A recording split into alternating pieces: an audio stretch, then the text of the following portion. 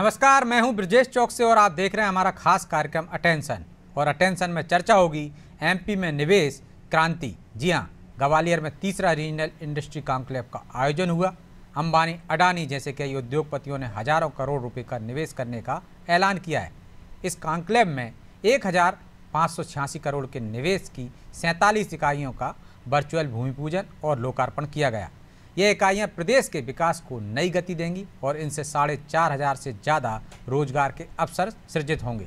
इस मौके पर सीएम डॉक्टर मोहन यादव ने भी कई बड़े ऐलान किए। उन्होंने जेसी मिल को मजदूरों की बकाया राशि देने की घोषणा की। हालांकि कांग्रेस इस कॉन्क्लेव को राजनीतिक चश्मे से देख रही है, लेकिन सवाल ये है कि क्या ये निवेश प्रदेश के विकास में मील का पत्थर साबित होगा? क्या बम्पर निवेश से प्रदेश की सूरत भी बदलने वाली है? आज चर्चा इन्हीं सवालों के आसपास करेंगे, लेकिन पहले देखिए रिपोर्ट।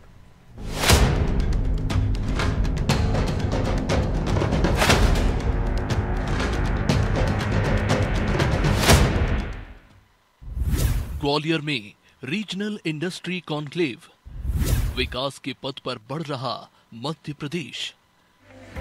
मोहन सरकार में औद्योगिक निवेश पर फोकस किया जा रहा है, लिहाजा उज्जैन, जबलपुर के बाद ग्वालियर में भी रीजनल इंडस्ट्री कॉन्क्लेव का आयोजन हुआ। 9 सेक्टर के इंडस्ट्री प्रमुखों ने ग्वालियर चंबल रीजन में अपने उद्योग लगाने में दिलचस्पी दिखाई है। गोदरेज कंपनी ग्वालियर में 450 करोड़ का इन्वेस्टमेंट करने जा रही है, तो अडानी अंबानी ग्रुप गुना ग्वालियर में 4,570 करोड़ रुपए का निवेश करेगी। अडानी ग्रुप गुना में 2 million ton cement grinding unit और शिवपुरी में डिफेंस के सेक्टर में इन्वेस्ट करने का फैसला किया है। ये इन्वेस्टमेंट 3500 करोड़ का होगा। इसमें 3500 लोगों को रोजगार मिलेगा। इस कॉन्क्लेव में मुख्यमंत्री ने भी प्रदेश के विकास में अहम कदम बताया। साथ ही घोषणा की कि जेसी मिल के लोगों को भी भुगतान मिलेगा। आज में हमने इसी स्थान पर रीजनल इंडस्ट्री कॉन्क्लेव 2024 में क्षेत्रीय कार्यालयों पर 28 इकाइयों का लोकार्पण भूमि पूजन किया, जिसमें 1,321 करोड़ का पूंजी निवेश और लगभग 4,000 लोगों को रोजगार मिलेगा। और इसी इंडस्ट्री कॉन्क्लेव में 120 इकाइयों के आशय पत्र जारी किए, जिसमें 268 एकड़ भूमि का आवंटन किया गया, जिसमें लगभग 1,700 करोड़ का निवेश और 6,600 से अधिक करोड़ का 6,600 से अधिक मतलब लगभग 7,000 लोगों को रोजगार प्रस्तावित रहेगा। हमने इस बात के लिए ही हुकुमचंद मिल का उस प्रकरण को उदाहरण बना करके उसके पहले हमने विनोद विमल मिल का उज्जैन का प्रकरण का समाधान भी किया था। हमने तय कर दिया कि अब पूरे प्रदेश के अंदर कोई भी इंडस्ट्री के ऐसे केस, उस केस में सरकार हमेशा उसके लिए आगे बढ़ेगी। उसमें जेसी मिल अपना ग्वालियर वाला भी है, जिसकी देनदारी हम करने वाले हैं। रीजनल कॉन्क्लेव में ग्वालियर चंबल अंचल में 10 इकाइयों की ओर से 2,570 करोड़ रुपए की पूंजी निवेश की जा रही है। इसके अलावा क्षेत्र की पहले से स्थापित 5 इकाइयों द्वारा विस्तार कर 2,000 करोड़ रुपए से ज्यादा के पूंजी निवेश की घोषणा की गई है। हालांकि समिट के जरिए कांग्रेस बीजेपी पर निशाना साध रही है। ये असल में क्या है, भारतीय जनता पार्टी का पाखंड है।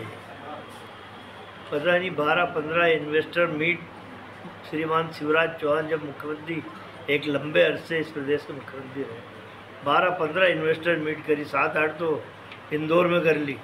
उसी तर्ज पे मोहन यादव निकल पड़े हैं कि हम इन्वेस्टर मीट करके उद्योग लगाएंगे, नौजवानों को नौकरी देंगे। ये सारा पाखंड अपनी गलतियों को छुपाने के लिए है।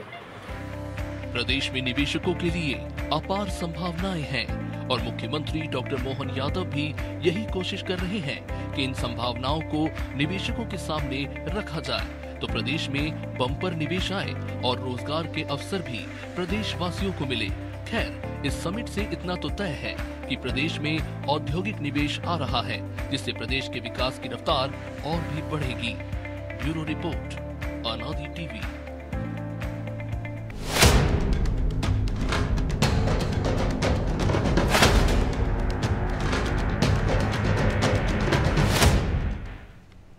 तो इस मुद्दे पर चर्चा के लिए हमारे साथ जुड़ गए हैं वरिष्ठ पत्रकार सुरेश शर्मा, हमारे सहयोगी प्रभु पटेरिया और कुछ देर में हमारे सहयोगी मनोज वर्मा भी जुड़ेंगे ग्वालियर से।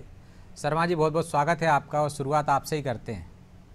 तीसरी कॉन्क्लेव, पहली उज्जैन में, दूसरी जबलपुर में, तीसरी ग्वालियर में। ग्वालियर वाली को ज़्यादा सफल कह सकते हैं क्योंकि यहाँ अडानी अंबानी भी आ गए हैं, निवेश भी बड़ी मात्रा में हुआ है। लेकिन कांग्रेस इसको पाखंड कह रही है।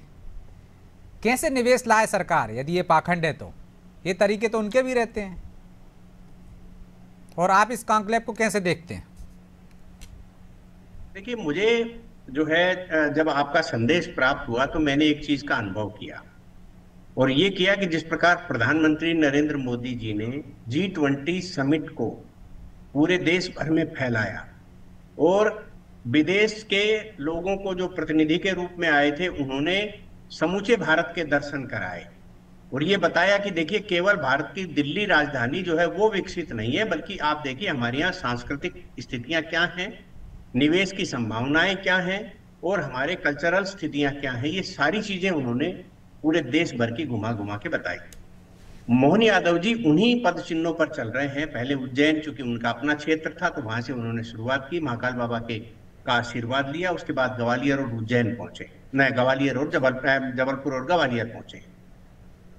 तो आप देख लीजिए, तीसरे स्थान पर जाने के बाद में भूमि पूजन और लोकार्पण का कार्यक्रम हुआ है। इसका मतलब यह है, भूमि पूजन यानी कि काम शुरू हो गया, लोकार्पण का मतलब काम जो है पूरा हो गया और उसको जो है हमने उत्पादन वाली श्रेणी में ले जाकर के खड़ा करने वाले हैं। 2-3 हजार लोगों को नौकरी की बात हो रही है, पूंजी निवेश के अगले समझौते हुए हैं। इन सारी बातों का अभिप्राय सीधे सीधे ये है कि निवेशक मध्य प्रदेश को घूम के देख लो। हम आपको इंदौर जैसे महानगर और भोपाल जैसी राजधानी में ही समेट के नहीं रखना चाहते, हम आपको समूचे मध्य प्रदेश के दर्शन कराना चाहते हैं। आप देख लीजिए, हमारे यहाँ निवेश की संभावनाएं बहुत हैं और आप आइए। आपने एक शब्द बोला कि किसी नेता ने बोला ही पाखंड, मेरे ख्याल से सज्जन सिंह वर्मा साहब ने बोला है। वो तो बहुत बड़े नेता हैं और उनके में जो है यही उनकी भाषा है, इसलिए उनकी बात का कोई बहुत नहीं। हमारी हरियाणा से जब हम आए थे ना गांव में जी, तो यही कहा जाता था कि ये बिटोड़ा है, इसमें से उपले ही निकलेंगे। तो वो बना के रख देते ना गोबर के थेप करके, समझ गए। और जब अपन उसको निकालने जाते हैं तो उसमें से हीरा मोती नहीं निकलने वाला, उसमें से उपले ही निकलेंगे। तो कुछ नेताओं का ऐसा स्वभाव हो गया है कि उन्होंने अपने राजनीति का ऐसा ही सिद्धांत बना लिया है कि उनसे उपले ही निकलते हैं। तो सज्जन सिंह जी बहुत सज्जन व्यक्ति हैं, वास्तव में बहुत समझदार हैं, लेकिन चूंकि कमलनाथ जी की जो अपनी असफल हुई थी ना, तो वो भय उनको सता रहा है और उसके कारण वो हर जो है घटनाक्रम के ऊपर ऐसे ही तीखे और मतलबहीन मतलब जिसका कोई, क्योंकि कांग्रेस को लगता था कि कमलनाथ जी सीएम बन गए, अब तो उद्योग बड़ी संख्या में मध्य प्रदेश आ जाएंगे, एक छत्र अधिकार उन्हीं का ही है जैसे उद्योगपतियों पर। हाँ, कमलनाथ जी उद्योगपति थे तो हम भी सब मान करके चल रहे थे। जो उद्योगों के प्रति थोड़ा बहुत भी रुचि रखता है, उसके दिमाग में ये था कि बहुत बड़ा नाम है, बहुत बड़े देश विदेश में संपर्क है कमलनाथ जी के, इसको तो कोई मना नहीं कर सकता। लेकिन उसके बाद केवल ये है कि आने के नाम पर क्या आया, ये तो हम भी जानते हैं, आप भी जानते हैं, मध्य प्रदेश भी जानता है। लेकिन शिवराज जी के कार्यकाल के अंदर जो काम शुरू हुआ था और जो एक गरिमा प्रदान की गई थी, आउटपुट चाहे कम रहा हो लेकिन मध्य प्रदेश के प्रति आकर्षण बना था, मोहन यादव जी ने कदम दर कदम चल करके पूरे मध्य प्रदेश के भ्रमण कराने के बाद में जो है निवेश भी आता हुआ दिखाई दे रहा है, रोजगार के अवसर भी, और इससे मध्य प्रदेश के जो युवा हैं जो निवेश करना चाहते हैं या अपना उत्पादन करना चाहते हैं, उनके लिए भी अवसर खुल रहे हैं। क्योंकि अनेकों समिट्स में जब हम जाएंगे तो हमारे मन में एक प्रेरणा होगी, जो हमने शिक्षा को नौकरी के लिए बना दिया था उसको अब हम उत्पादन में, और जो हमारा ये कह सकते हैं कि हमारा जो एक प्रकार की क्षमताएं हैं वो रोजगार देने के लिए लागू करने की मानसिकता तेजी से डेवलप हो रही है। बहुत लोग छोटा छोटा काम करेंगे, बड़ा हो जाएगा, बड़ा बड़ा काम करेंगे तो उससे बड़ा हो जाएगा। इसी प्रकार से हमने जब क्रिकेट में अनेकों खिलाड़ी सचिन तेंदुलकर ढूंढे, तो यदि हम कोशिश करेंगे तो हमारे पास कहीं न कहीं से तो अडानी अंबानी और निकले। बिल्कुल। तो क्या प्रभु जी, जिस तरह से क्षेत्रीय समिट हो रही हैं उससे प्रदेश का विकास और तेजी से होगा, और ये समिट क्या मील का पत्थर साबित होने वाली है मध्य प्रदेश के लिए यदि क्षेत्रीय स्तर पर कर रहे हैं तो? देखिए ब्रजेश जी, हर समिट मील का पत्थर है कहीं ना कहीं। अभी सज्जन सिंह वर्मा कह रहे थे कि शिवराज के राज में जो है 15-20 समिट हो गई। हर 2 साल में एक इन्वेस्टर समिट हुआ करती थी, तो वो उनका कार्यकाल ही 16 साल का था। तो आप अंदाज़ा लगा लीजिए कि कैसे उसमें इतनी सारी समिट हो गई होंगी। दिग्विजय सिंह ने भी समिट की थी, इंडस्ट्री समिट, सुरेश शर्मा जी को बहुत अच्छे से याद होगा। 15 महीने के कार्यकाल में कमलनाथ ने भी की थी। अब फर्क है, आप देखिए, कमलनाथ ने जब इन्वेस्टर समिट की थी तब मध्य प्रदेश में बिजली भरपूर थी, पानी पर्याप्त था, लैंड बैंक बना हुआ मिला था उनको, खनिज कहाँ कहाँ क्या क्या है वो एक्सप्लोरेशन के लिए उसकी पूरी फाइल तैयार थी। तो आप आइए, आप देखिए कि आपको किस क्षेत्र में जाना है, वहाँ सुविधाएं देने के लिए सरकार तैयार थी। लैंड बैंक में आप ज़मीन देखिए, सरकार सारी सुविधाएं दे रही थी। तब उसके बावजूद उनकी इन्वेस्टर समिट के बाद एक भी उद्योग कांग्रेस का कोई नेता बता दे कि 15 महीने के कार्यकाल के बाद लगा हो कमलनाथ की इन्वेस्टर समिट के बाद, तो मुझे नहीं लगता। वो हमेशा दावोस में जो शिखर सम्मेलन होता है उद्योगपतियों का, उसमें जाते रहे सालों से, मुख्यमंत्री के रहते हुए भी गए थे। उसका क्या फायदा मध्य प्रदेश को मिला, शायद ये भी कांग्रेस के नेता नहीं बता पाएंगे। दिग्विजय सिंह राज का तो मैंने बता ही दिया कि वो इन्वेस्टर समिट जरूर हुई, लेकिन उस दौर में ना तो प्रदेश में बिजली थी कि उद्योगपतियों को देने के लिए, ना सड़कें थी, ना पानी था, ना जमीन कहाँ पे होगी यही नहीं पता था लोगों को। तो वो कार्यकाल ऐसा ही गया। जो कुछ आरोप लगता था चरनोई की जमीन तक दे दी उन्होंने। जो कुछ भी प्रदेश में औद्योगिकरण का विकास यदि हमको जो आज दिख रहा है, जो ज़्यादा तेजी से हो रहा है, तो उसकी बिल्कुल आधारशिला जो है ये कहें कि शिवराज सरकार के दौरान रखी गई। अब उसको और नीचे तक ले जाने का काम मोहन यादव कर रहे हैं। एक ग्लोबल इन्वेस्टर समिट होती थी प्रदेश में, इंदौर में होती थी, पहले खजुराहो में भी हुई, तो वहाँ पर तमाम उद्योगपति आते थे। अब उसको वो रीजनल स्तर पे ले जा रहे हैं कि आप उद्योगपति अपने क्षेत्र में आके देखिए। आप ग्वालियर में की समिट में आ जाइए, आप जबलपुर आ जाइए, आप चाहें तो उज्जैन की आ जाइए। आप अपना देखिए कि आपको क्या वहाँ के जो संसाधन आपके लिए पर्याप्त हैं, आप जो उद्योग लगाना चाहते हैं वहाँ सुविधाजनक है, उस हिसाब से अपना वहाँ पे उद्योग लगाइए। तो वो जो अधिकारी जो ब्रीफ करते थे उसके बजाय खुद अपनी आँखों से देखना, खुद अपने क्षेत्र का भ्रमण करना, ज़मीन को खुद चिन्हित करना कि जाके भाई ये ज़मीन है तो क्या वाकई में यहाँ पे हमारी ये इंडस्ट्री लग सकती है, तो वो देखकर अब उद्योगपति आएंगे तो शायद उसका ज़्यादा फायदा होगा। मैं जैसे आपको बता दूं कि इस ग्वालियर समिट में भी चंबल में उद्योग लगाने की बात हो रही है। रिलायंस ने भी प्रस्ताव दिया है, अडानी की तरफ से भी प्रस्ताव आया है। उस इससे करीब 3 समिट पहले जो है, जब इंदौर में समिट हुई थी, तो एक बहुत बड़े उद्योगपति ने वहाँ पे कहा था कि चंबल में उद्योग लगाएंगे, कॉलोनियाँ बना देंगे, नई नई कॉलोनियाँ काटेंगे, क्योंकि वहाँ पर सड़कों का जाल बिछ रहा था, 4 बड़े हाईवे वहाँ से गुजर रहे हैं। लेकिन क्या हुआ, वो चूँकि इंदौर में उनने की थी, उन्हें चंबल तो देखा नहीं था कि क्या स्थिति है भीड़ों की, वो ऐसे ही बोलकर चले गए, उसके बाद कुछ हुआ नहीं। तो ये स्थितियां अब नहीं होने वाली हैं। अब जब रीजनल इन्वेस्टर समिट हो रही तो आप वहाँ जा रहे हैं, ग्वालियर जा रहे हैं, तो आप रास्ते में चंबल देख रहे हैं, भीड़ देख रहे हैं, आपको पता है कि भाई मुरैना की ज़मीन कैसी है, भिंड की कैसी है, ग्वालियर की कैसी है।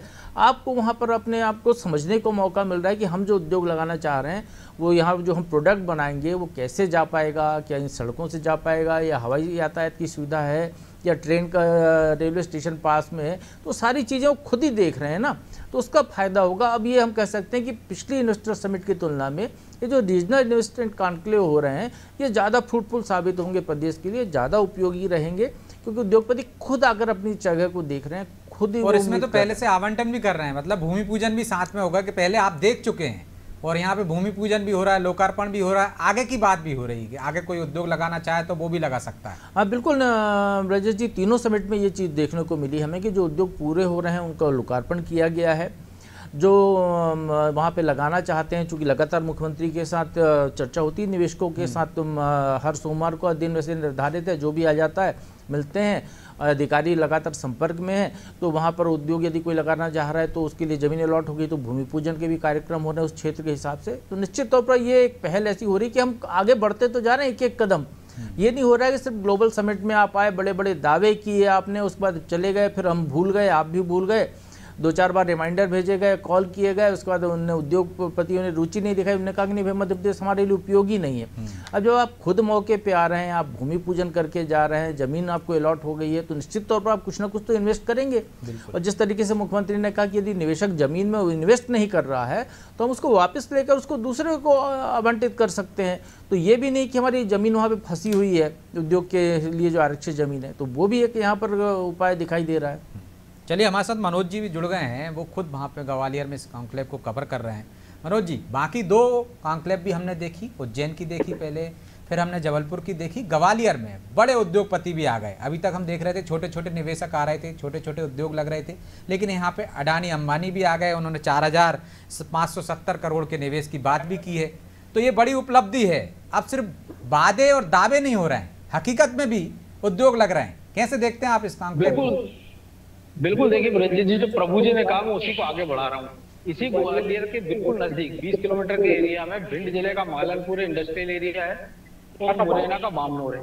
कांग्रेस शासनकाल के बाद से वहाँ जो स्थिति बदहाल, कानून व्यवस्था को लेकर जो संकट हुए थे, इस इंडस्ट्रियों का पलायन शुरू हो गया था। बाद में जब बीजेपी की सरकार आई, शिवराज सरकार, तो फिर से वहाँ इंडस्ट्री आने लगी। आज जो अडानी ने, उनके जो बेटे आए थे करण, उन्होंने इन्वेस्टमेंट की जो बात की है, तो बदरवास, शिवपुरी जिले के बदरवास में डिफेंस यूनिट लगा रहे हैं वो। इसके साथ ही गुना जिले में सीमेंट से जुड़ी एक इंडस्ट्री लगा रहे हैं। इसके साथ ही महिलाओं से जुड़ी एक इंडस्ट्री लगा रहे हैं, जिसका पूरा कामकाज महिलाओं के पास होगा। वो हाथ से बुनी जैकेट वहां बनाई जाएगी और देश विदेश में सप्लाई होगी। और जब प्रभु जी ने कहा कि चंबल के बीहड़ की बात, तो एक इंडस्ट्रीज ने आज वहां देखे बीहड़ का, तो उन्होंने मुख्यमंत्री को उपाय दिया है कि इसका रिन्यूएबल एनर्जी में हम उपयोग कर सकते हैं इन बीहड़ों का बड़े पैमाने पर। तो मुख्यमंत्री ने उससे सहमति जताई। उन्होंने कहा कि पहले आप जाकर देखिए, फिर आप हमको बताइए कि वहाँ क्या हो सकता है। क्योंकि इसके पहले भी हमने देखा दिग्विजय सिंह शासनकाल में भी कि इन बीहड़ों में रतन जेट की खेती होगी, उससे बायोडीजल बनेगा। बाद की सरकारों ने भी कहा, कई सारे उद्योगपतियों को करोड़ रुपए का आवंटन किया गया, जमीन आवंटित कर दी गई, लेकिन वहाँ रतन जोत ना हुआ, ना बायोडीजल बना है।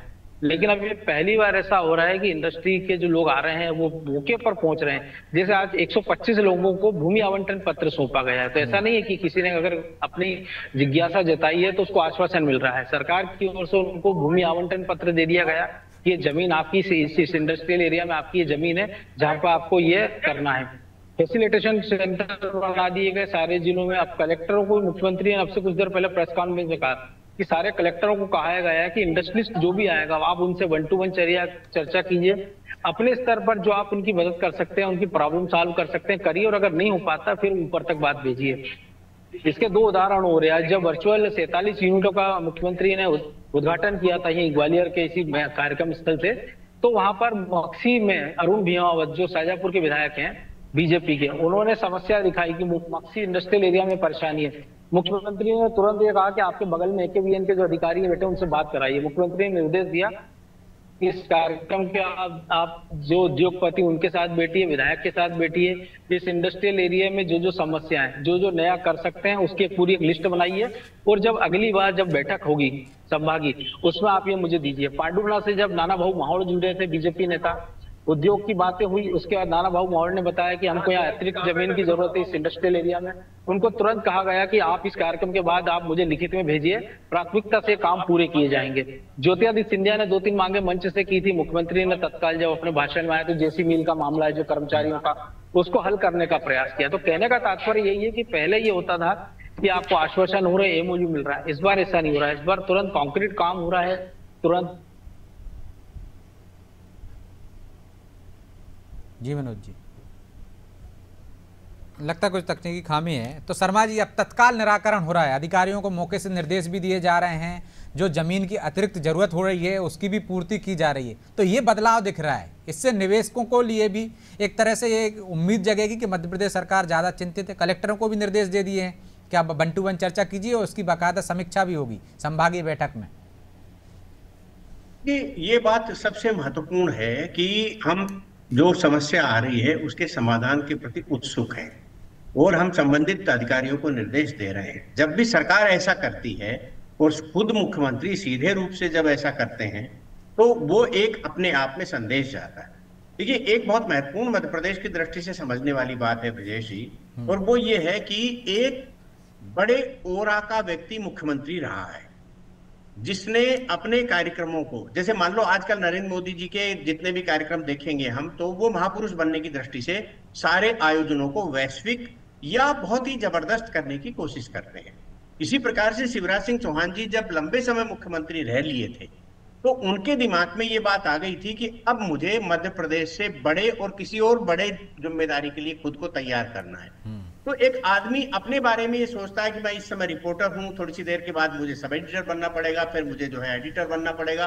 तो जब हम अपने बारे में सोचते हैं तो अपने निखार के लिए सारी योजनाओं और बातों का जो है हम कहते हैं। मुझे लगता है मोहन यादव जी को उस बड़े ओरा में प्रवेश करने के बाद जो काम करने का अवसर मिला है और इन्होंने जिस तरीके से संभाला है वो अद्भुत है। किसी भी नए व्यक्ति के लिए इतनी जल्दी स्पीड पकड़ना और निराकरण के लिए इमीडिएट कह देना, यानी कि कई बार तो नए आदमी को ये लगता है कि मुझे करना क्या चाहिए, फिर वो अधिकारी की तरफ देखता है। मैंने मोहन यादव जी के बारे में जब अध्ययन किया तो मुझे ये मालूम चल रहा है, या प्रभु जी भी शायद इस बात से सहमत होंगे, कि उन्होंने पहले दिन से ही पड़ोस में बैठे ऑफिसर की तरफ नहीं देखा। पहले दिन से उन्होंने कहा नहीं ऐसा करिए। तो इसका मतलब क्या है कि इतने आत्मविश्वास। मैं आपको रोक रहा हूँ, कैबिनेट की बैठक में अब चीफ सेक्रेटरी सीएम के बगल में नहीं बैठता, अधिकारियों की कतार में बैठता, ये बहुत बड़ा बदलाव अभी दिखाई दिया है।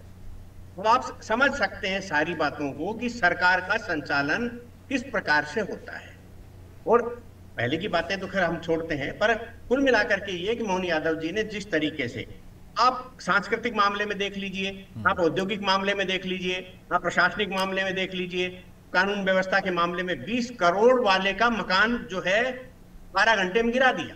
और हमने ग्वालियर में भी देखा है कि बाकायदा एसपी ने बैठक ली और उन्होंने कहा कि आपको किस तरह से व्यवहार करना है, जो उद्योगपति आ रहे हैं पुलिस के व्यवहार में वो झलकना चाहिए। तो ये भी एक तस्वीर हमने वहां पर देखी है। बहरहाल माफी चाहता हूं शर्मा जी, क्योंकि समय की बाध्यता है, इसलिए चर्चा को यहीं विराम देना होगा। आपका बहुत बहुत धन्यवाद। तो निश्चित तौर पर अब दावे नहीं, हकीकत में बदल रहा है, निवेश आ रहा है, उद्योगपतियों को जमीन आवंटित की जा रही है, उद्योग लग रहे हैं, भूमि पूजन हो रहा है, तत्काल समस्याओं का निराकरण हो रहा है। और अब तो मुख्यमंत्री ने कह दिया कलेक्टर 1-to-1 चर्चा करेंगे और उसकी समीक्षा भी होगी संभागीय बैठक में। तो यानी निवेश भी आएगा, माहौल भी बन गया है और मुख्यमंत्री के संकेत भी साफ है। बहरहाल अटेंशन में आज इतना ही। मुझे दीजिए इजाजत और आप देखते रहिए अनादि टीवी। नमस्कार।